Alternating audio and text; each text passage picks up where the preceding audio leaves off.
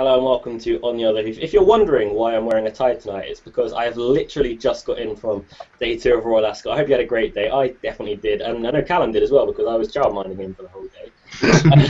Callum, it's good to see you got back in good time again. In better time than you did. Yeah? You Newmarket? What's that? Are you back in Newmarket? Or not Newmarket, Bury St Edmunds or whatever? No, I'm still staying over, going back tomorrow. Ah, okay. That's probably why you got back very quickly. Yeah, I didn't. It's literally 10 minutes down the road from Ascot. I didn't get back to Suffolk. No. That's probably why you beat me home then. Yeah. And Adam has been rooted to that spot since yesterday's video, actually.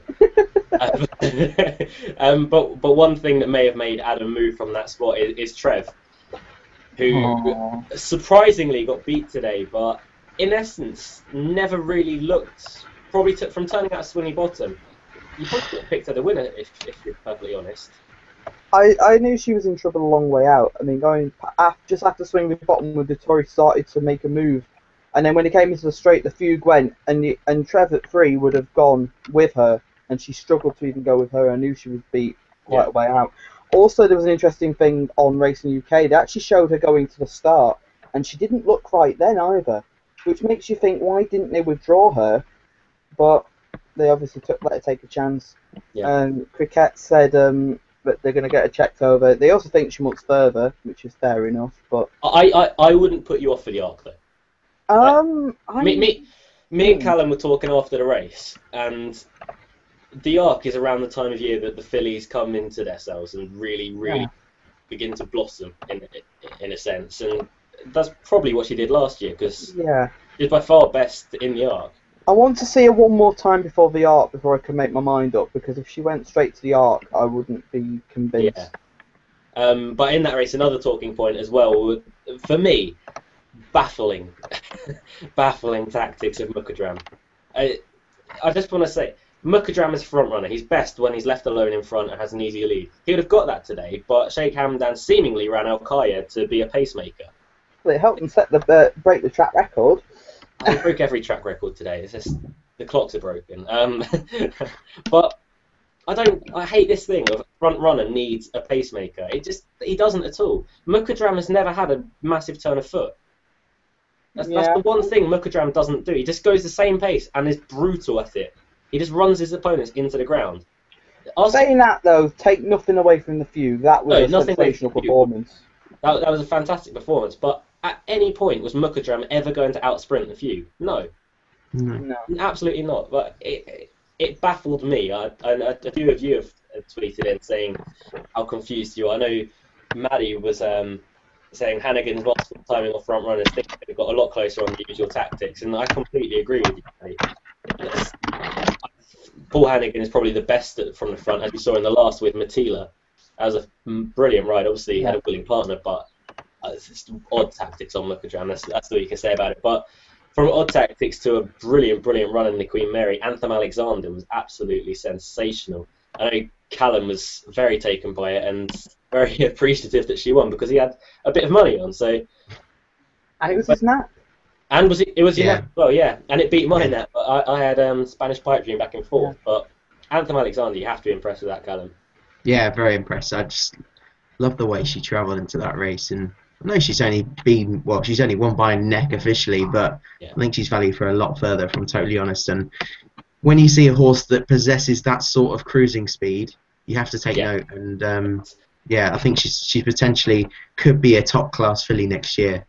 We looked at each other about a furlong out and just said, Anthem Alexander, how far is this going to win by? Yeah, and it was a little bit surprising that she only won by a neck, but. It's just, she's just bred. She's bred for 5 furlongs, out and out. She's against Star Spangled Banners, come up trumps in a 2-year-old race in his first crop, limited crop, and she's actually quite a big stamp of a horse. I think she'll get a bit more improvement to come, and she's still a bit of a baby and idle in front. So and she's in the right hands with Lynham as well. In that race, I thought Tiggy Wiggy ran a really good race, considering the flat spot she hit, and she's run on really nicely in second. They stepped her up in trip, and she looks a very nice filly as well. So, going back to Anthem Alexander, just the way that she's travelled in, such a high cruising speed. it just looked. Well, she was the last one on the left on the bridle, but she was very impressive for me. But from one plan that went perfectly to one plan that didn't quite go perfectly, and me and Callum were. I can't repeat a few of the words that were said after the Hunt Cup, but AR came there, again travelling the best and got absolutely broadsided by a horse that me and Callum also had in our play spots. Nice of you to tell me, but where does AR go from here, Callum? Because the Hunt Cup was seemingly the big aim for the year, and there was a bit of money for him before or post race, but he might just not have enough in him to be winning it. I mean, yeah, potentially a good mile. Again, he'd need a good draw and he needs to have things right for him, but today looked perfect for him. And all his wins have been over 7, so there may be an opportunity in some respect here. And I think Ascot is his sort of track, but this was his day. And even then, he wouldn't have won whatever. Yeah, you know, it's one of the ones you could say he'd have been a lot closer, but the winner.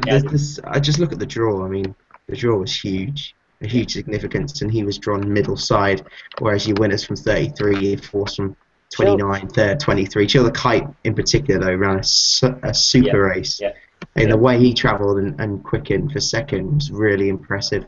I wasn't pleased with my nap in that race, as he got his tongue tie taken off at the start, and he came back. He's worth another chance. Trumpet Major is well worth another chance. I mean, did you nap Trumpet Major, Adam? Each way, yeah. When I found out tongue tie had been taken off, I was just sat there going, no. I genuinely do think that Adam has the most nap last placed horses. Yeah. Decent achievement. Your nap yesterday was Hot Streak, but we'll bounce back today, and we start off day 3 with the Norfolk Stakes. It's the Great War, even money. We were talking a bit before off air. Even money in a 5 furlong sprint. I'm not really sold about the Great War. I thought the Coventry was a much better race for him at 6 furlongs. I just think that he's a bit vulnerable to speedier horses. And Callum, you mentioned one at a big price, but I think we both sort of agree a bit on Mukmar. Well, first and all, I want to be taking on the Great War. I mean, yes, he's been very impressive and hardly come off the bridle in 2 not particularly well-run races, but and he's been way too good for them. But the form has taken knock after knock, to be totally honest, and I do not want to be taking evens at all, to be honest, in what is going to be his biggest test on pretty decent ground, and they're going to be going flat out, especially with the American horse in the field. So I'm looking to oppose. Who do I oppose with? Mukmal is second favourite, and I think he's the one I'd like to be on. I mean, relatively impressive debut at Musselburgh. One that went into my notebook after that, and it was quite a valuable prize as well. And then when he got poorly drawn in a Lily Agnes, I thought his chance had gone. But the early speed he showed was fantastic, and he put the race to bed in really good quality. And Rudy in second has done okay since. Has run behind Tiggy Wiggy, but ran okay, I think, in the Winter Castle on Tuesday. So it's decent form, but he's got a lot. He possesses a lot of speed, and I think he's a big danger. And I think I'll be taking him. Bite at Alga, dropping down and trip. Not too sure if that is exactly what he wants. I think Snapshots at 20-1 is worth a squeak. I mean, he won it on debut, landed a bit of a touch, to be totally honest, and the front 3 were well ahead of the other field, and the third has won since at York in a good maiden, and they just looked like 3 potentially decent colts, and he got the better of them. Past the ground, I think will suit. He looks a really nice 2-year-old type, and I think he could outrun his odds at 20-1. Yeah, I completely agree. I think Mukmal is the speedier type that will potentially get the Great War maybe off the bridle a bit early, as we saw with Tiggy Wiggy earlier on today. Adam, I think you're almost in agreement with us. No, I am in agreement actually. Paul Hannigan and Matilda did it in the last day, and I think they can do it. Oh, not the horse, obviously, not Matilda again over 5 furlongs, but Mukmal and Paul Hannigan for the same connections. Mark Johnson, I think he can go out and he can make all. The main danger, I think, is Biter Alga, who was a very good winner at Epsom. Although the slight concern I've got is dropping back to 5. I thought he'd have been better over 6. I'd also take on the Great War as well. What was the horse in second in one of his maidens that was with Capella Sansevero and Anthem Alexander, was it? I'm trying to remember the name. Not Muckmal, the Great Wall, the horse that was second in that maiden. Oh yeah, the loopy one in loopy it's called. Yeah, it was well behind Capella Sanseverino and well behind Adam Alexander. That's the I know one. those are Frank Laforme, but they beat that horse much more comfortably than the Great Wall did. Yeah, and he's as short as 8 to 11, 5 to 6, 5 to 6. I would not want to be on him. It's Muckmal all the way for me in this. Yeah, it's people are bigging up big time the O'Brien double tomorrow. And has Aidan O'Brien had a winner this week? Nope. No, he's had close, but. Well, I'm hoping later on in the card he is his first winner. Yeah, but that's the other half of his double. But for me, the Great War of 5 furlongs on this ground anyway, I think he'll just be in trouble earlier on, and I think he'll struggle big time tomorrow. But I really fancy him in the Coventry as well. I have to add in that. Muckmal, I think, just the speedy type. He gets away well. You can't stress enough how tough it is to win from a wide draw at Chester, especially over 5 furlongs. It's near impossible to do it. It rarely gets done, and he did it readily and was going away at the end. So for me, I think Muckmal is fairly bomb-proof tomorrow, if I'm honest. The ground is fine, the trip is fine. Paul Hannigan from the front, it doesn't get much better than that. And 9 to 2, I think, is a fantastic price. I'm really quite sweet on Muckmal. And we've had Odds on Jolly asking if I'm hungry, and Jake Harris as well. Hi, Jake. Yeah. But if you haven't had these squashies before, the drumstick squashies, they're absolutely sensational. Like, I can't recommend them enough.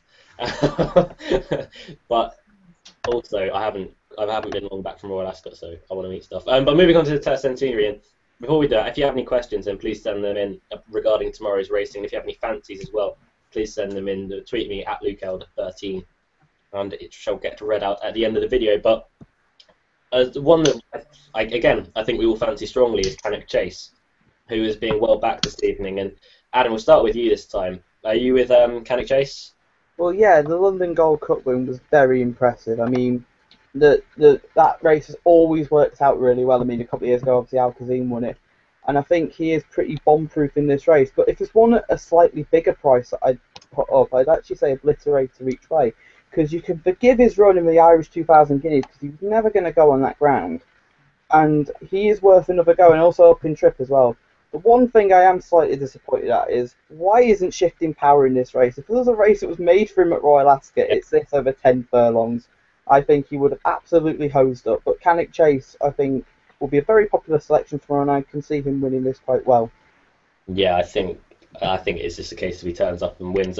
With Obliterator, I'd be really worried. That run at Newmarket as well, when he's off the bridle the whole way. Okay, different distance today. Yeah. But I'm just not sold about Obliterator at all. And I'd want, if I was have to consider backing him, 6 to 1. That's an appalling price about Obliterator. I think I just couldn't touch him with Fair enough. At that price. I just think he's worth another go. I mean, obviously the Irish Guineas, he was not going to handle the ground, so I don't know why they ran him personally. But yeah. and he was looked after. I mean, about halfway, you just knew he was going to go backwards, and he was looked after. So yeah, I think he'll win this day. Yeah. Callum, I know you're very sweet on Cannock Chase along with me, but you were a little bit hesitant about taking sort of 5 to 2, that kind of price about him. Well, yeah, when I saw him in the race, I expected him to be a little bit of a better price, if I'm totally honest. And because the fact is, I mean, he's rated 97. Yeah. The form horses are rated nearly a stone higher at this stage. I mean, he has by far the most potential out of them all, because that Newbury London Gold Cup win was very taking, and it's usually a race that works out particularly well. One thing I noted at the time is when Ryan Moore said that the ground was as fast as he wants the ground, and if they are watering tomorrow, but do I really want to be taking 5 to 2 on a horse that may need a bit more cut in the ground to be at his best? I don't think I want to be, and I'd rather be looking elsewhere. Yeah. In the end, Mutakayev and Barley Mow, that form of the Newmarket race, the Newmarket Stakes over 10 furlongs on similar ground, I think is the best form on show. Barley Mow won by neck that day. He travelled really well over 11 furlongs at Goodwood in a race I thought was actually pretty decent, to be honest. And I think Barley Mow at 13 to 2 is a solid form horse, and I'd much rather be on him than Cannock Chase at 5 to 2. But it could be Cannock Chase could absolutely hack up, and if he does, then fair enough. I'm probably going to get shot down for this. I'm not completely sold on Barley Mow's attitude. Yeah. I think he's taken. He definitely shows a lot at home. I think you get that sort of vibe about him. I think just the trip stretched him last time, and before that, I thought he won really well. And before that, when he was behind Obliterator in the True Story race, I think it was just a strange race. I can't really work out that race. Yeah. And True Story looked an absolute machine and hasn't really gone on for it. Obliterator on better ground. If I think he's got a chance. Obliterator. I know he's very well regarded as well. It's not a race you really want to be going, as Michael would say, be balls deep. He'll be happy you got that in. He'll be happy you got that in. I'll be so proud. So, I mean, Naughty Lucky 15 for anybody who didn't watch last night was hilarious, and I advise you go back and watch that. Yeah, Hans Shandy. Oh. Yeah. I disagree with Callum about the price. I think Cannock Chase is going to prove to be the best horse in this race by far. I think 5-2 is probably, I would want a bit bigger, but I wouldn't be put off backing it at 5-2, and it's probably my best bet of the day. I think the London Gold Cup win last time out, beating a horse called Windshear that I think runs later on in the card, as I was flicking through the runners for tomorrow in the car. But I think Cannock Chase just has so much potential, and so impressed with it last time. As I mentioned, Windshear is a horse I hold in high regard, and he beat a few nice types that day. So for me, Cannock Chase, I think, is a good thing tomorrow. Michael also agrees with you. Michael has sent me his selections in, which I'll read out at the end just so it saves time. But Cannock Chase is his nap. So yeah, well, we did nap on the first day Hootenanny together, so that went very well. So we'll hope that it's more of the same. But moving on to the Ribblesdale now, Inchilla came out of the Oaks fairly nicely, and she ran a brilliant race that day. Adam, what is that smile for? I just know how Callum feels every time you hear the words Inchilla. Don't mention it. That's what the smile's for. Sorry, Callum. Hopefully, I'm going to win my money back tomorrow. We now have to do a Ribblesdale preview without mentioning the word Inchilla. This could be interesting. The horse that came fourth in the Oaks. Yeah, the horse that came fourth in the Oaks. Callum, do you fancy the horse that came fourth in the Oaks by any chance? Yeah, the Peter Chapel High in Philly. The man for Jamie Spencer. I really like this horse, and I highlighted her as a potential really decent horse when she won at Newbury on her first try back. After that, she disappointed at Newbury. I think she was in season, and the pace of the race didn't particularly work out. But volume again has franked that form, running well in the Oaks. Inchilla, she's got the best form in the race. I mean, there's no doubt about that for me. And she should have finished second in the Oaks. If she finished second in the Oaks, would she be a shorter price than what she is? And to be honest, I think she should be. Yeah. Spencer's not been riding particularly well this week. I know he's had a few criticisms, but I think she's the best horse in the race. The French horse Vizira ran in what is usually a very weak race in the Prix Saint-Hilaire. For a Group 1, it's particularly weak. Faster ground has to be proven. She should appreciate the trip, though. I mean, it's all middle distance. While that Wonderstruck on better ground again, I mean, she's fantastically bred. The family of Grandera and George Washington. I think she's the danger. And Bracelet with first time hood, that puts me off. And I'm not sure this trip's what she wants now, if I'm honest. Bright Approach, I can't have at all at that form. I know you like her, Luke, but that form just is not good enough. Inchilla for me, 4-1. I'll definitely be backing that. She should be favourite. Yes, you mentioned I like Bright Approach. It wouldn't be an overly confident selection, but I do think that she's a lot better than she showed at Chester. I don't think she handled the track, and I still think she was a bit green that day. Back on debut, she won pretty nicely as well, but Marsh Daisy was the one to take out that race back and forth, and Marsh Daisy is a very nice type. Well, was beaten a good way in the Oaks, but ran a really nice race and probably ran better than her placing suggests. But Bright Approach, I do think that there is a lot more to come from her, but I've just seen the price, and I expected something nearer 10-1, and it's about 11-2. So I'm a bit put off that. I mean, how Bright Approach could be 11-2 and Inchilla can be 4s, I'm not sure. You've been price-wise, son, I think. His price? Oh, God. Yeah, you've been price-wise. Price-wise had a bit on 8-1, obviously. Yeah. Obviously, price-wise got 100-1. It's just If Bright Approach were to drift back towards sort of 8-1, maybe 10s as well, that would be a bet then. But 11-2, I'm not so sure, and it's kind of completely screwed the race up for me, if I'm honest. Inchilla off the Oaks Run will be the one to take, but I did like Bright Approach, but not at that price really. It's a lot to gamble on, and 11-2 isn't really something I'd be willing to buy into to find out how good she is. But I do think Bright Approach is better than we've seen so far. Adam, are you with Callum on the Peter Chapelheim filly? Yes, yeah, the Jamie Spencer ridden filly. Yes, I am. I'd like to thank Callum actually because he suggested to have a small each way bet on the day, and Paddy Powell paying out 4 places, so I was quite pleased with that. Thank you for that, Callum. I think she is the one to beat. I mean, obviously you've got Vazira and Wonderstruck who are both out to see the stars, and I'd be more interested in Wonderstruck, who won the maiden at Newmarket, which had the very expensive Hydrogen in. What didn't beat Hydrogen that day though? Half the field. But Wonderstruck, she had a likeable attitude that day, and I think she could run a big race. I'm tempted a little by Bracelet. I mean, the step-up trip could be a plus. I mean, 10 furlongs I think she does one, but 12 I'm not so sure. And the drop in class is interesting as well. And what was also interesting was I heard Aidan O'Brien, he said that they were going to run in the Oaks, and then they thought they'd give her a bit more time and wait for this, which I think is an interesting thing to do. But with the Hood does put me off as well. Yeah, I think Inchilla is the best horse in the race and should be winning, but I think Wonderstruck could easily run into a place. Did you say the Hood put you off? The Hood put me off Bracelet, yeah. I thought you were quite keen on that the other day. No, not the Hood, no. I am clearly seeing things then. Well, moving on to something that Adam, I believe, is quite keen on, and he may or may not have spoke about this on numerous occasions. Oh, God. Preview video. This is your anti-post fancy, isn't it? Yeah. Well, is it your anti-post bet of the year? Yeah, it is. Yeah. He's now odds on. Yeah, well, in full credit to you, you're sitting on a nice bet. What 4s you got? Yeah, I got 4s after just before he won at Navan. That was it.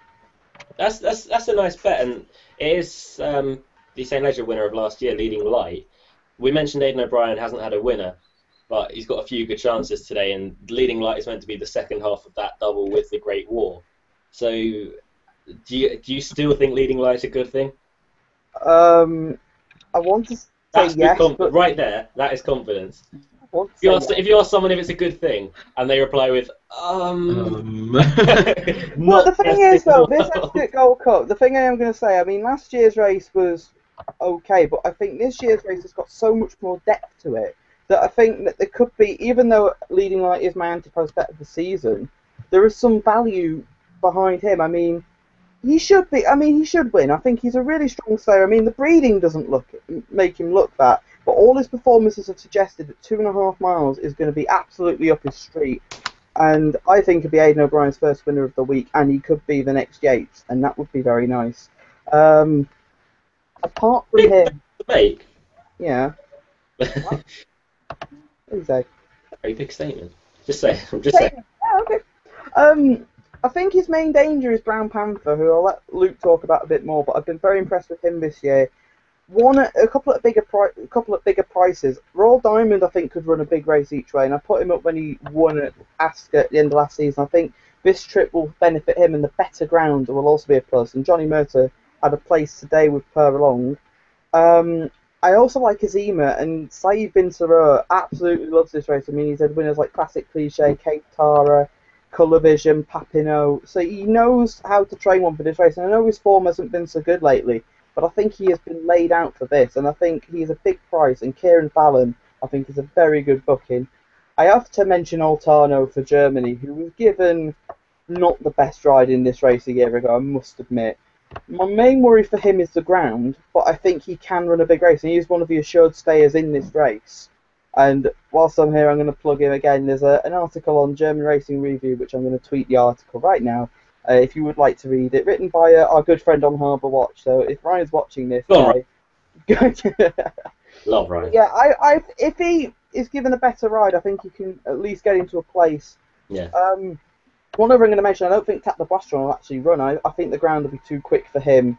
And Estimate coming off the break, no thank you.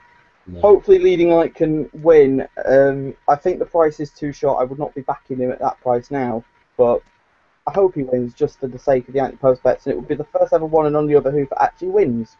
Yeah, it would be. Yeah, that would But be if I was to put up a bet for tomorrow, I would actually say Azima is a big price, and he'd be an each way bet for me in the race. I think you mentioned the ground, and a lot of people have been crapping Brown Panther for the ground. It's going to be lightning. Well, it is lightning fast. It's going to be water tonight, so it might slow down a little bit. But okay, Brown Panther can perform on soft, but it's one on good firm twice, one on good ground twice. I just don't think ground is an issue in any way for Brown Panther at all.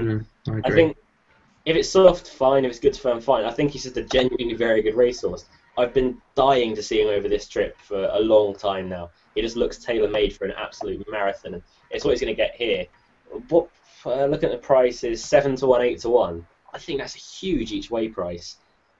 He won the Goodwood Cup last year, staying on really, really strongly at the end. He won the Henry II at Sandown this year, staying on really strongly at the end. I don't see stamina being any issue for him. I think he's classy enough. I just think 8 to 1 is a massive, massive price. But I have him in the 3. I'll say that. Yeah. I have him in the 3. My 1, 2, 3 would be like Leading Light, Brown Panther, Azima. They would be my 1, 2, 3 in the race. Yeah, I wouldn't disagree with that. He'd probably be ridden handy again, won't he? You'd imagine. But looking for them to take him on, Oriental Fox, you'd imagine, would go forward. Much else? Not really. I think what would go from the front. Azima will be pretty prominent. Yeah, I don't think Brown Panther could be ridden handy. That's what I'm saying. Miss United will go forward. I don't think Miss United will go too far forward, though. Leading Light will be ridden pretty forward, I think. They were not going to hold him up. I mean, in the legend, he had to... I'm talking about like horses that are going to be contenders to lead. Yeah, I know what you mean. Yeah, but you've obviously got your hold-up horse like Tap the Plastron and Altano as well. So you've got to, yeah. And you imagine Simonon won't be too far. Well, will be quite a way off the pace. Callum, is Leading Light a kind of bet for you, sort of around even money? Not at all. Look, he could be too good for them. I mean, he's the least exposed out of them. His form as a whole is working out pretty well. I mean, it's his Queen's Vase run, and I've been against him since that Queen's Vase run, because even though he won, he didn't beat anything whatsoever, and that's proven it. But I mean, he's proven his class, and fair play to him. You know, he won the Ledger, made Adam very happy, and then in the Arc, you can excuse the Arc totally. And he was relatively impressive when he beat Royal Diamond and Pearl Mimosa at Navan last time over 1 mile 6, and the Vintage Crop is usually a pretty good trial for this sort of race. Look, I think he's got a good chance, a really good chance, but 6 to 5 against this sort of field, not for me. The ground could be ideal. He has to prove the trip. So does Brown Panther though, but at 8 to 1, you're getting 8 to 1 over 6 to 5, and both of them are still relatively exposed, certainly exposed at this sort of trip. Brown Panther at this trip, you know, 8th in the Melbourne Cup was a fantastic run, considering he got struck into as well. Yeah. And his runs at 2 miles have seen an impressive win over Azima in the Goodwood Cup, and an even more impressive win in the Henry II last time out on soft ground, where, I mean, he just absolutely thrashed them. And Hijinks, I think, is a pretty decent yardstick for this sort of race. Yeah. Brown Panther is definitely the one for me tomorrow. I mean, I've looked through the race, and I've really decided that Brown Panther's the one. Estimate, last year's winner, got to go in with a chance, but I think it's a tough ask first time out for her. Again, Tat de Boisseau is a horse I'm a big fan of, but like you both said, will he run on the ground? It looks a bit too fast for him. And also, I think he is doubtful stayer. I think. Yeah, no. Well, like I was just about to say, Altano outstayed him over 2 mile 4. I know it's on very different ground, but yeah, I think on this ground I wouldn't have as big a doubts about him staying. I would agree. I'd agree with that. I think he stays fine, but is his ideal trip is open to debate. Again, I agree with Adam. Azima, who was a model of consistency before these last 2 runs, and he needed his first run, but he's only beaten 4 lengths to Gospel Choir, which is really, really strong form in the Yorkshire Cup. That was one of the best renewals of that race I can remember. And before then, he was beaten by soft ground and had been on the go for a very long time. I think if he's sweetened up with Kieran Fallon on board as well, he's a good each-way price because, again, as Adam mentioned, Cy Vincerol's a really good record in this race. even at a bigger price, I think Schweinman could run quite well at 80-1. I won't put him up, but Brown Panther is definitely the standout for me, and I can't ignore Azima at 25-1. I think Brown Panther just represents such big each way value. I mean, 8-1 is probably the limit of my each way punting. Maybe I'd stretch to 7-1, maybe, but 8-1, you'd more than get your money back. I just think I can't see him at the 3 personally. But moving on to the Britannia now, and a much more difficult race. My handicap best bet of the meetings running in this, but I'm a bit disappointed about the draw. Everything seems to be coming near side, so high numbers. First Flight could not be drawn worse as drawing the 1. But I am going to have to stick with First Flight. The grounds, the last 2 runs have been against him, have been absolutely bottomless in effect. I think the step up to a mile is absolutely perfect, what he needs, especially on this ground. So, okay, yeah, he's got a hard draw to overcome. I think Kieran Fallon's a fantastic jockey both for him as well, taking her from, I think it's Sylvester de Sousa last time. Yeah. 14-1, I still think is a bit of each way value, and it'll be interesting to see what the watering overnight does, to see if it actually favours the lower draw number horses a bit more. But for me, I'm going to have to stick with First Flight. It's by no means a confident selection anymore, but I'm sure Adam is going to tell us all about Idea, who he put up in the flat preview video, as he seemed to put up every horse. Oh, I never really seemed to put up every horse. I didn't seem to have many in the flat preview, but they all seem to be just running all of something. Yeah, you've been doing well. Before I do go into that, I have a question for you two. Do you think that horses drawn low tomorrow in the Britannia should have a go on the far side and see if they can eke out an advantage there, possibly? It's an interesting point. Horses that came sort of in the middle of the track were the ones that seemed to be finishing fastest today.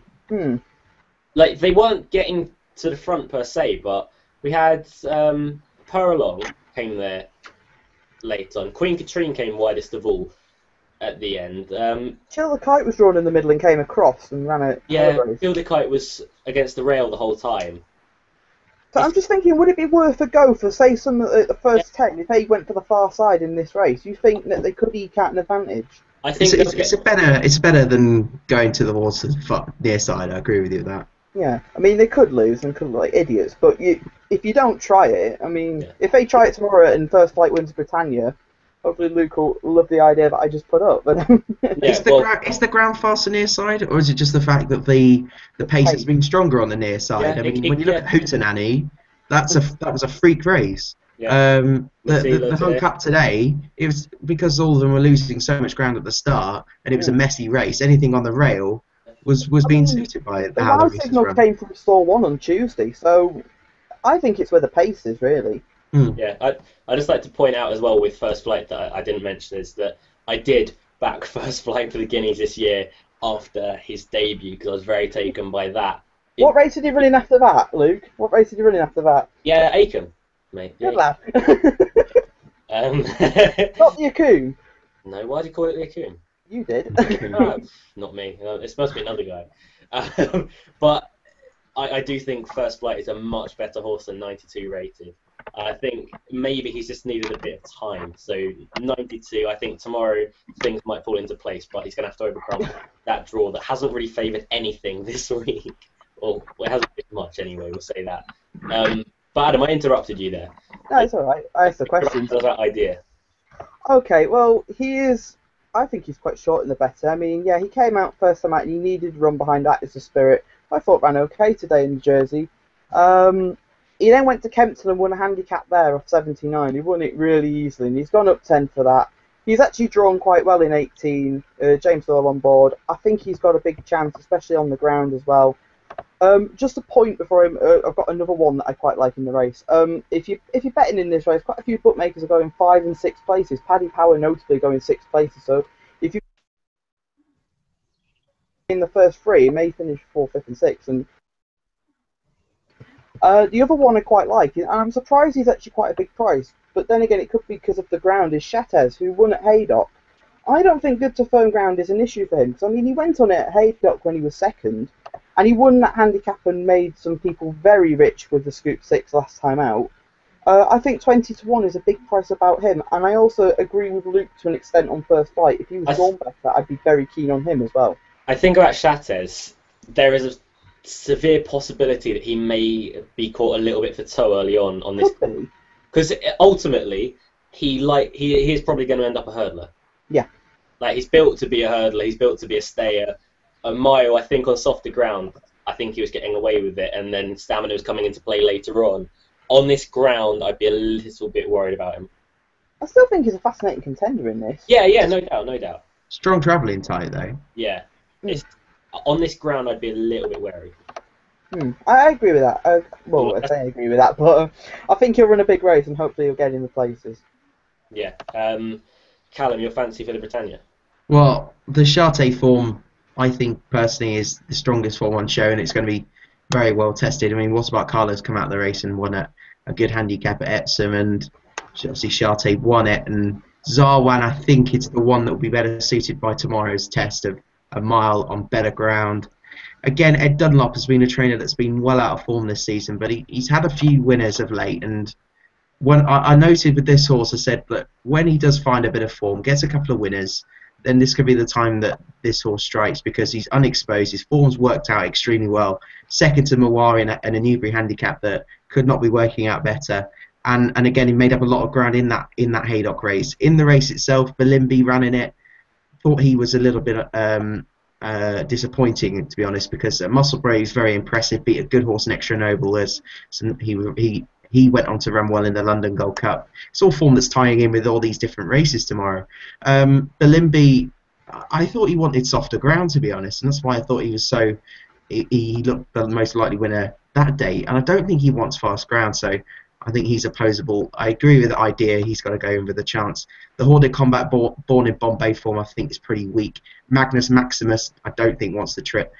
Third Dimension's the other one I like. Has a high draw, but was so impressive when beating Table Rock, who also runs in the race, beating 3 lengths from the front. Just looks a really, really good horse. Being gelded, was gelded before that run, and better ground, I think, could see some more improvement. Jer Lyons, a very good trainer. Third Dimension's probably my main fancy of the race, but I'm also going to be back in Zarwan. Yeah, I agree to an extent with that. But moving on to the King George V, the last race on the card. There's no surprise to see the money for Arab Dawn into 10-1 now, and it's one that I think all of us have spoke about at some point, especially for today's race in mind. It's improved off a mark of 66. Tomorrow runs off the mark of 90, so it's improved a lot in his last 3 runs when completing a hat-trick. But tomorrow, will it be a step too far for him, Adam? I don't think so. I think Hughie Morrison has played it absolutely perfect to get his handicap mark up to 90, and this has looked the plan for a long time. I'm surprised at the price he actually is in this race. I thought he was going to be a lot shorter. And I think I said a couple of weeks ago I thought he'd be one of the bets of the week, so I'm surprised to see him at the price he is. Yeah. So I'm filling my boots. Adam's having a couple of quid each way on there. As far as dangers would go, maybe Windshear is one that I mentioned a bit earlier on. Windshear would be danger. I know there's a horse that Callum likes called Wrangler, and I was quite impressed with him at Haydock last time out as well. I think the ground might be a bit against. That's the only issue I've got with him, yeah. It's a bit slow for this race. Won very nicely and was backed out of sight that day when winning as a nap for Callum. Yep. Is that what you want to say about Wrangler, Callum? That it's a bit slow for this race? Yeah, I mean, there's a lot of potential in this race, and it's a very good race, but I prefer others over Wrangler tomorrow, definitely. Arab Dawn being one of them? Yeah, Arab Dawn is definitely my main fancy of the race. Again, I was surprised when I think Adam mentioned earlier that he was actually 14-1 opening price. And yeah, he was. I think 11-1, which I don't think will last, if I'm totally honest. Yeah, Arab Dawn just so impressive last time. Again, before he'd been very impressive. Upper Furlong, I think, can only improve him. He just looks a big stamp of a horse that he's going the right way and very, very fast. And I know Richard Hughes isn't on tomorrow, but Jimmy Fortune is a very, very able deputy, and he's one of my strongest fancies of the day. There's a lot of dangers in the race. Elite Army, who was mad keen when he won at Sandown last time out, and I did know that potentially he could be one that could switch off for better ground, and if he did, then he's a potential group horse. But I think that's a doubt, especially up 2 furlongs. If there's a stronger pace and he does settle, then he's a big danger. Windshear as well has some good form with Cannock Chase, with Cloudscape. That's some of the stronger form on show this season. One at a price I like, well, it was a price before Pricewise tipped it up, was Alex My Boy for Mike Johnston, who was second to Miner's Lamp in a Newmarket race. Miner's Lamp had before run really well, despite absolutely pulling his head off for most of the way. And he just got the better of him that day. Alex My Boy made up some decent ground. He went off favourite in a Musselburgh race 12 days ago, but the pace of the race didn't seem to suit him at all. I mean, they just kicked on from the front. He got stuck from the back, and he just plugged on for a 7th, being 8 lengths. 14-1 for a Mark Johnson horse at Royal Ascot. I think that's pretty fair. Yeah, I agree with that. The two that I like are Arab Dawn. I'm not going to stress too much on Arab Dawn because I think everything that can be said about him has been said. Very impressed with him last time out. I think a mark of 90 probably won't be enough to stop him. But the biggest danger is by far Windshear for me, who I think is I think he's just a racehorse that loves his job. On soft ground, he's fine. On faster ground, he's absolutely fine. He probably mixed it with some of the best horses around, especially with Cannock Chase, best horses as 3-year-olds without getting into the elite. I should phrase that as. But obviously, Callum mentioned the Cannock Chase form, the Cloudscape form. You go a long way to find sort of better horses at this level, and I think a mark of 95. I don't think that's going to stop him. I think he is a much better horse than that, and he may even turn into sort of a Group 3 contender. I'm not sure how much higher than that he could go, but I'm not sure a mark of 95 would stop him tomorrow. But Arab Dawn does very much hold big each way value, sort of 12-1. I think he's around at the moment, but I think I'm going to go for Windshear just ahead of Arab Dawn, actually. Fair enough. It's something. He's just a horse I've been really taken with for quite a while now. Saw him win at Sandown and was very, very impressed that day. And then, obviously, the Cloudscape form, I was there as well. Ran a really nice race. Cloudscape losing to him is no bad thing at all. And as mentioned, Cannock Chase is my nap of the day. So I'm hoping that Cannock Chase can hold up that form before Windshear goes and wins the last. But we're moving on to naps in a bit. We've got a few questions in, and this is your last chance to send in a few questions if you have them. And we just get started off with, well, we should ask Kieran from Monkey Tips first how he got his 11-2 about the Great War. Anti-post in the market for Norfolk that wasn't actually formed. So sorry for throwing you under the bus there, Kieran. But talking of the Great War, Gavin Reedy's come in saying, let the boys know that the Great War is absolutely unbeatable tomorrow and will not lose. It's Ballydor's good thing of the week. Well, Gavin, I'm not 100% sure I'm in agreement with you there, but it wouldn't surprise me if the Great War won. I just think he's very, very... Well, I just think 6 furlongs in the Coventry would have suited him more. I think he's a bit susceptible to a 5 furlong horse. Yeah. If he was a good thing, and I mean a good thing, like pulling cartwheels in his work, then surely he'd be in the Coventry. Yeah, exactly. That's the way I saw it. You know, maybe he's got a ton of speed, but War Envoy is nothing special, and he showed that. I mean, he ran okay, but I just don't. I could not be touching him at that price. No, I think if he wins, then I'll eat my words, but I can't. I just can't be doing it. You'd happily let him win at odds on. Is basically. Oh, easily, yeah. That's exactly what I'm saying. You wouldn't lose too much sleep over it. Let's say that. Gavin's also said Australia versus Kingman over a mile 2. Who wins? Without a doubt for him, it's Australia, who would have won the Guineas if it was one group as the Idols. I'm not really sure about. I don't think Australia even idled in the Guineas. I think he pulled clear from his group. If he'd have idled, he would have stayed with his group. So I don't believe that. I don't agree with that. I think it would be. He idled in the Derby. That's definite. Yeah. I agree that he idled in the Derby, but not in the Guineas because the way he pulled clear from his group. And if it had been one group in the Guineas, I think Kingman would have done it for speed anyway. So yeah, I'd still take Kingman over Australia. If Kingman could produce that kind of form he showed us yesterday, every single time he runs, and I think he's going to be pretty much unbeatable, especially for 3-year-olds. Probably when he tackles older horses as well. It depends on the trip to me. I don't think Kingman can sustain that sort of speed over 10 furlongs, and I think Australia is exactly what he wants, is 10 furlongs. Yeah. So over 10, I'd have Australia. Over a mile, Kingman. I think it's as easy as that. I don't know. I think a mile 2 would be the limit for Kingman, but I still think he'd. If they went a slow pace. A slow pace is only one winner. That's Kingman. Yeah, maybe. A true gallop. I don't know. I'd like to think Kingman, but Australia really would impress me over 10 furlongs. It's a really good question, Gavin. It's definitely split us completely, but I'd love to see it. Yeah, it'd be such a race. Chuck Night of Thunder in there as well. Yeah. Talking Night of Thunder and the Fugue earlier, the Eclipse is now looking a really good race, because if Australia goes, you may have Night of Thunder, you may have the Fugue. That is going to be a cracking race. Yeah. I'd like to see Verrazano turn up, personally.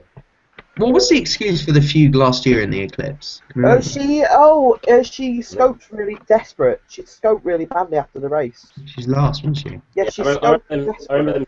There was a connection of the saying that they thought that she was an absolute good thing in that. Yeah. Yeah. She scoped really badly, because remember John Gosden saying after the Yorkshire Oaks that it was really bad scope, so you can forgive her that. Talking of the Fugue, Matt Wynn has tweeted in saying, "Has Luke reflected on opting against the Fugue yet? Only just joined in." No, I haven't, Matt. Thank you very much. In fairness, I don't think I was ever 100% on the Fugue. I said yesterday that my play spot ticket would probably hold Muckadram and the Fugue, but I changed that to Muckadram and Trev, which still got me through. But I was then knocked up. But I was never 100% on the Fugue. I thought Muckadram would take a lot of beating, but they decided to run him to get beat instead, which I was baffled by, as I mentioned before. But Matt's also gone on to say that he's siding with Tacto Brastron in the big one in the Gold Cup. Estimate from what I've gathered won't be right, and he likes Azima as well, so he agrees with you guys on Azima at a big price. It has to be said. Tacto Brastron, we're just sort of in agreement that the ground's going to be against him. Ground, and I don't think it's the strongest stayer in the race. I mean, if this was over 2 miles on soft ground, fill your boots, especially at that price.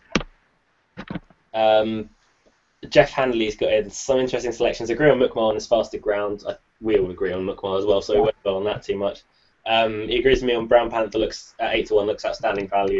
I think again we all agreed on that. 8-1 is brilliant each way value. Captain Morley tempting at 16-1, but drawn on the outside and won well at Chester. I've had that mentioned as well by Phil Dinsdale as well. He said he's an each way danger to Arab Dawn, so Captain Morley seems to be quite popular. I've got a couple of questions as well. Some humorous and some more serious. David Weldon has got in touch. Hi, David. He said he's gotten word about Pale Mimosa, that he shouldn't be out the first 3 in the Gold Cup. I heard today on Racing UK that he may be a non-runner she may be a non-runner due to the ground. Yeah. Also, I like the way she travelled in that race, actually. Yeah, I did as well. Lady White just looked too good. Will Kijani has got in touch as well, and he's actually said, is this an easier task for a better ridden Altano than last year? I think it's a stronger race, and he will have to be at his best. He did win really well last time out, though, in Germany over 2 miles, which was probably a trip too sharp for him. So he's coming into this in really good form. I just question the ground for him. I think he wants it a little bit softer. Yeah. Better horse than last year, I think, though. Yeah. Yeah, definitely. I'd go with that, yeah. That German win was really good. And I forgot to tweet the link, so I will do it after the video. We sort of mentioned Kieran on from Monkey Tips earlier on. He's asked about the American horse in the first. I don't think this was one of the ones that Wesley Ward was sort of shouting from the rooftop, was he? Well, she does get weight. I mean, it's a filly against Colts, which is quite interesting, but I think this is one that she could easily win, but I wasn't exactly sold upon first time out. Plus, I really fancy McMahon as well. Yeah. So. I got some more questions. The Horseman, well, it is Matt. One question: are Spain going out the World Cup tonight? I think they are, judging by the score. 2-0 down. Alexander Quelcher said, "Can it chase in the 305 at Ascot? Put your house on it." Agreed. Yes. Good. Schreiser's also got in touch. The Italian Oaks winner on the bridle. No, in the Ribblesdale. I think that's a bit tongue in cheek, that one. And this one is for you, Luke. How did Luke pull a missus as smart as that from Jake Ackister? Jake Ackister. Come say hi. She's been drawing pretty pictures on the floor the whole time. This is Becca, everyone. Say hi to Becca. Yeah, she's been on before, so everybody knows who she is. Sorry. Well, apparently Jake doesn't. No, Jake doesn't. But Jake, thank you very much. I'll take that as a compliment. And I honestly have no idea how I've got something as nice as that. Right? Oh, you sweet child. I don't know. Yeah, they're all the questions done for me. So yeah, I think odds on Jolly's having a bit of a stab at me, a bit of a poke, saying, "Do you think the Great Wall should have run in the Coventry?" It's like, I think I said that a few times on this video. didn't you say it on Saturday as well on Bet Racing Nation? Didn't you say it on there as well? I think I may have said it about 5 times too many today, so I apologise for that. I'm going to call him Jolly. I apologise, Jolly, but yeah, I do think he should have run the Coventry. Tomorrow is probably the lesser option, if I'm about to be honest. But Racing Talk UK's backed me up by saying Mookmar will beat him tomorrow. Lol. That's about all the questions. We just got time for naps now, haven't we? Oh, good. I had a winning nap first day. Callum had a winning nap today. Adam, winning nap on the third day. Oh, right. I don't want a nap leading night for the simple reason is he's too short. I'm going to go with Arab Dawn in the handicap. I think he is still well in. Yeah, I agree with that. We'll go for Callum first, actually. Oh God, I'm going for Arab Dawn as well. Oh really? Wow. I don't mind actually because he loves Royal Ascot and he has such a good record. So I'm quite happy with that. Yeah. Well, actually, this is going to make a lovely double. Actually. Yeah. You two have gone. You and Michael. Me and Michael are going for Cannock Chase in the Tercentenary. Why don't we do it on the other hoof double? On the other hoof double, we want everyone watching this. I like that. Everyone watching this just now. However much you're comfortable with, whether it be £1, £2, £5, £10, however much you're comfortable with, just put a little bit on the double with Cannock Chase and Arab Dawn, and let's just try and get an on the other hoof double going. Like even if you don't fancy any of them, screw it. Just put a little bet on, just for a bit of fun. And if it comes off, then we can have a massive laugh about it at the bookie's expense tomorrow evening. But for me, Cannock Chase is the nap of the day, and I'm finding it hard to see him get beat, if I'm perfectly honest. But yeah. Everyone get on the other hoof double. Last time we had an on the other hoof bet, we had Anacotti at 20-1 in the Feltham, which is a decent shout by all means. Even though Callum tried to ruin it, but we mentioned that. You did ruin it. It still gets talked about. I did ruin it. Yeah. Well, so we've got two naps apiece on one horse, so that could go disastrously wrong, but. That is all we've got time for on tonight's show. We'll be back covering day 3 tomorrow evening. Day 4. Is Michael back tomorrow? Yeah, he's back tomorrow. By the way, it's day 4 tomorrow. Also, we'll be doing everything within our power to get Martin Smith on the show as well. He's got Hillbilly Boy on Friday. However, he hasn't got internet in his new house yet, but we will be doing everything in our power to get an interview with Martin Smith. We're on early, aren't we, as well? Yeah, oh, sorry, yeah, I should mention that. England play tomorrow evening, so On the Other Hoof will be on at 7 o'clock tomorrow evening because basically... Possibly earlier? In Callum... Half 6? Huh? Should we say half 6 because of how late we can be? We'll tweet it. Basically, me and Callum want to watch the football, as I'm sure all of you do as well, so we'll be on a touch earlier tomorrow for On the Other Hoof. But I hope you can join us then. But until then, from all of us here, goodbye.